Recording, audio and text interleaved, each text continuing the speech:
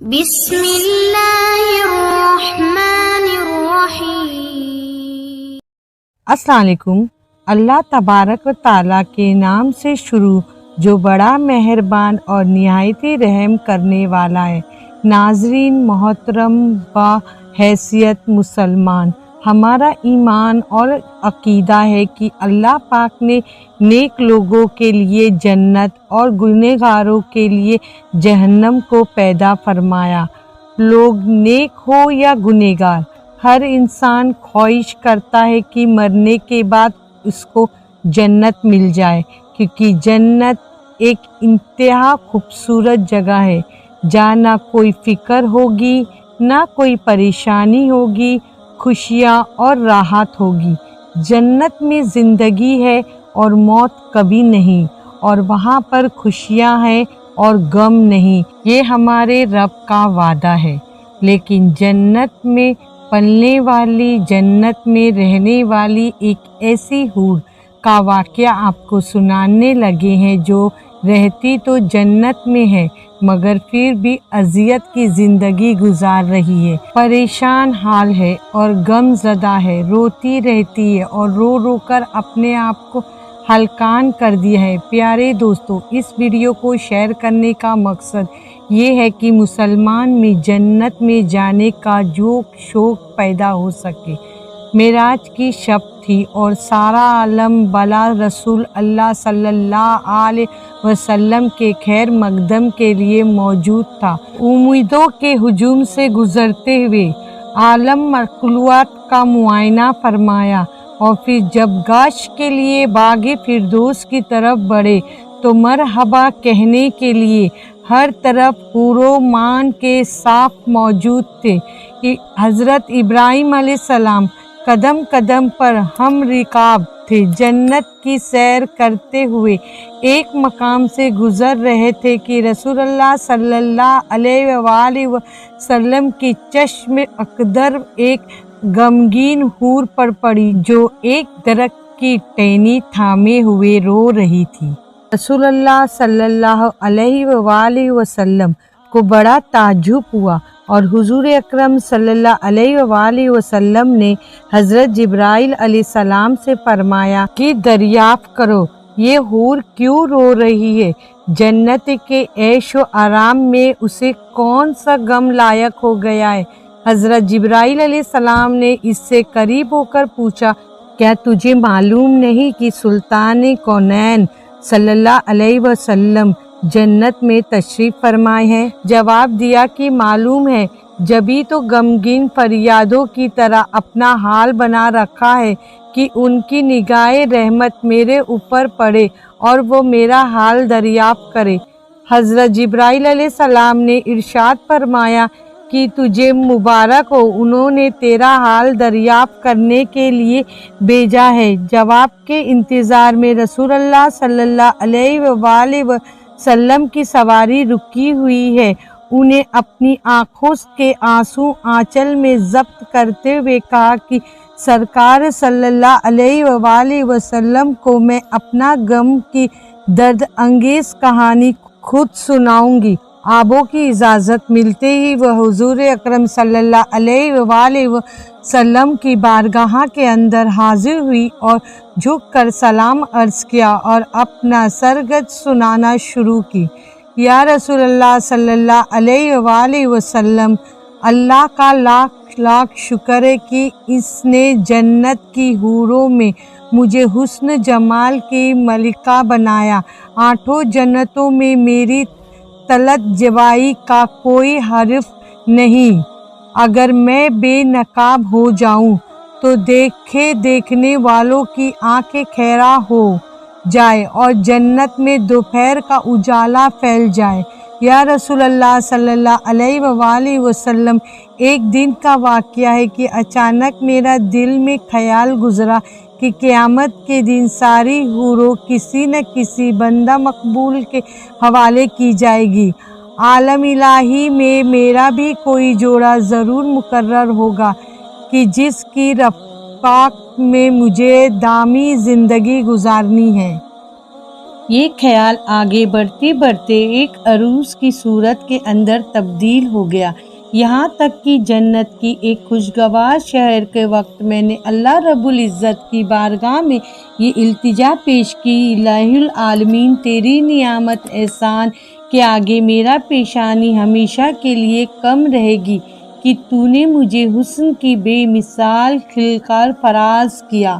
الہ العالمین، مدت سے ایک آرزو سینے میں مچل رہی ہے کہ عرص قیامت میں اپنے جس بندہ مقرر کے حوالے تو مجھے کرے گا، ذرا اس کی ایک جھلک مجھے بھی دکھلا دے، کم از کم یہ تو دیکھ لوں کہ میرے جوڑا کیسا ہوگا۔ رحمتوں کا دربار جوش پر تھا، میری یہ التجا قبول ہو گئی اور حکم ہوا کہ سامنے جو آئینہ رکھا ہے اسے ایک نظر دیکھ لے، اس پر تیرا جوڑے کا جھلک نظر آئے گی۔ یا رسول اللہ صلی اللہ علیہ وآلہ وسلم، میں ارمان اور شوق میں ڈوبی ہوئی آئینے کی طرف بڑھی اور میرے قدم خوشی سے زمین پر نہیں پڑ رہے تھے کہ آج آمال جاوید کے محبوب ترین ساتھی کو دیکھنے کے لیے جا رہی ہوں۔ جو ہی نگاہیں اٹھائی تو دل میں ایک بجلی گر گئی اور آرزوؤں کا سارا ارمان جل گیا۔ دل کو کسی کروٹ چین نہیں ہے، ہمیشہ اس غم میں سلگتی رہتی ہوں کہ ایک بد شکل شے فام اور وحشت ناک چہرے کے ساتھ میرا کیوں کر نباہ ہو سکے گا، جبکہ اس کے تصور سے طبیعت کو دہشت ہونے لگی ہے۔ نبی کریم صلی اللہ علیہ وسلم زر لب مسکرائے اور دریافت فرمایا کہ اپنے جوڑے کا جو سرپا تو نے آئینے میں دیکھا ہے میرے سامنے بھی بیان کرو۔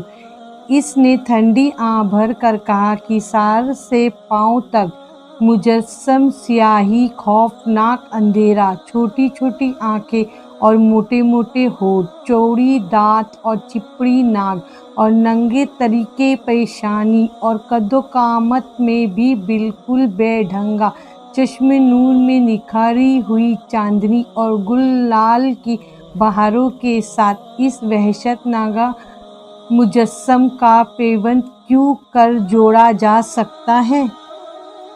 جب وہ اپنی ذات کی بات ختم کر چکی تو رسول اللہ صلی اللہ علیہ وسلم نے سر اٹھایا اور آنکھیں غیرت زلال سے سرخ ہو گئی تھی تو آپ صلی اللہ علیہ وسلم نے شان بے نیازی کے ساتھ ارشاد فرمایا، تو نے جو شرپا بیان کیا ہے وہ تو میرے پیارے بلال کا ہے۔ ایک عاشق شرپا، ایک مومن وفا، کاش اور کائنات کے ایک گوہر نایاب کو پا کر تو غم نصیب کا شکوہ کر رہی ہے۔ تجھے معلوم نہیں کہ بلال میرے عاشق مجسمہ ہے، میں نے اپنی پلکوں کے سائے میں اسے پناہ کی جگہ دی، اور سن لے میرا بلال بارگاہ سجدہ نہیں میں تقویٰ کی اس منصب امتیازی پر فائز ہے کہ فاد قیامت میں اس کے جسم کی سیاہی ران خط کے رخسار پر تل بن کر تسکین کی کر دی جائے گی۔ آتش خدا عشق میں وہ نکھرا ہوا سونا جس نے محبت کی شفافیت میں دونوں جہاں سے منہ پھیر لیا، وہ حسن مجسم کا تماشا ہی ہے فردوس کا حسن، وہ کیوں کر خاطر میں لائے۔ چنانچہ اپنے جلوے کی جبائی پر تو غرور نہ کر، ہو سکتا ہے کل جس دن 70,000 نقابی را بلال تجھے پسند ہی نہ کرے۔ رسول اللہ صلی اللہ علیہ وسلم کا ارشاد سن کر وہ اپنے جذبات پر قابو نہ رکھ سکی اور طلعت جمال کا سارا خمار اتر گیا اور عرب شوق میں چیخ پڑی، یا رسول اللہ صلی اللہ علیہ وسلم، میری مدارت قبول کیجیے، میرے غم کا بوجھ اتر گیا، وہی سیاہی فام بلال مجھے پسند ہے اور میں اپنی خوش نصیبی پر ناز ہوں کہ سلطان کونین کا پرو نظر میرے حصے میں آیا۔ قیامت کے دن اسی سرپا کے ساتھ بلال کو اپنی آنکھوں میں بٹھانا چاہتی ہوں۔ چنانچہ اس کی مجارت کو قبول کیا گیا اور رسول اللہ صلی اللہ علیہ وسلم دعا دیتے ہوئے آگے بڑھ گئے۔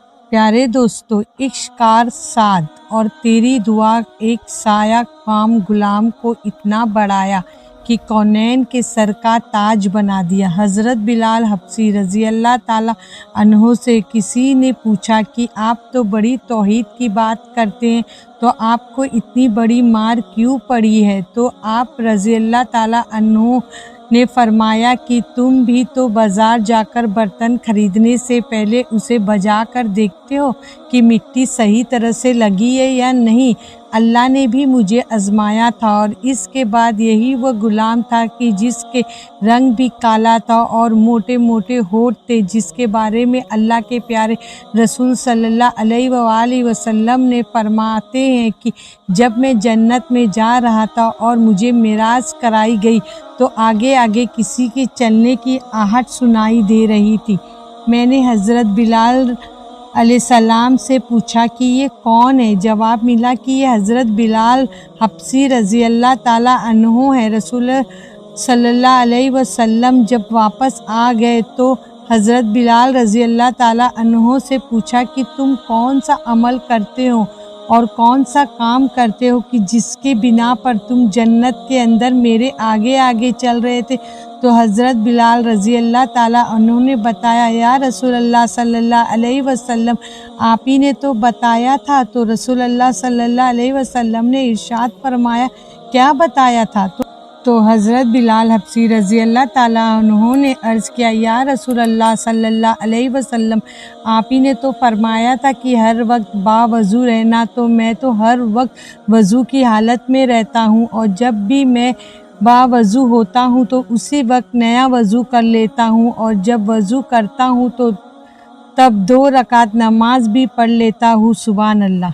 नाज़रीन मोहतरम, इस हिकायत से हमें ये पता चला कि अगर हम भी बुलंदी दर्जात चाहते हैं और हम भी ये चाहते हैं कि ज़मीन पर रहते हुए हमारे कदमों की आहट भी जन्नत के असर सुनाई दे, तो हमें चाहिए कि हर वक्त बावज़ू रहें। और हुजूर अकरम सल्लल्लाहु अलैहि वसल्लम ने इरशाद फरमाया, जो शख्स बावज़ू फौत होता है तो क़यामत के दिन उसको शहीदों के साथ उठाया जाएगा। अल्लाह तबारक व ताला से दुआ है कि अल्लाह तबारक व ताला हमें हमेशा बावज़ू रहने और जन्नत में दाखिल होने की तौफीक अता फरमाए। आमीन या रब्बुल आलमीन। अगर लिखने और सुनाने में हमसे कोई गलती हुई है तो रब्बुल आलमीन हमारी गलतियों को माफ़ फरमाए। अगर आपको इस वीडियो से कुछ इल्म हासिल हुआ हो तो हमें लाइक, शेयर और सब्सक्राइब ज़रूर कीजिएगा और नोटिफिकेशन का बेल बटन ऑन रखें कि हमारी वीडियो आप तक पहले पहुँचे। जाते जाते एक लाइक और कमेंट ज़रूर कीजिएगा। अल्लाह हाफिज़। दुआ में याद रखिए।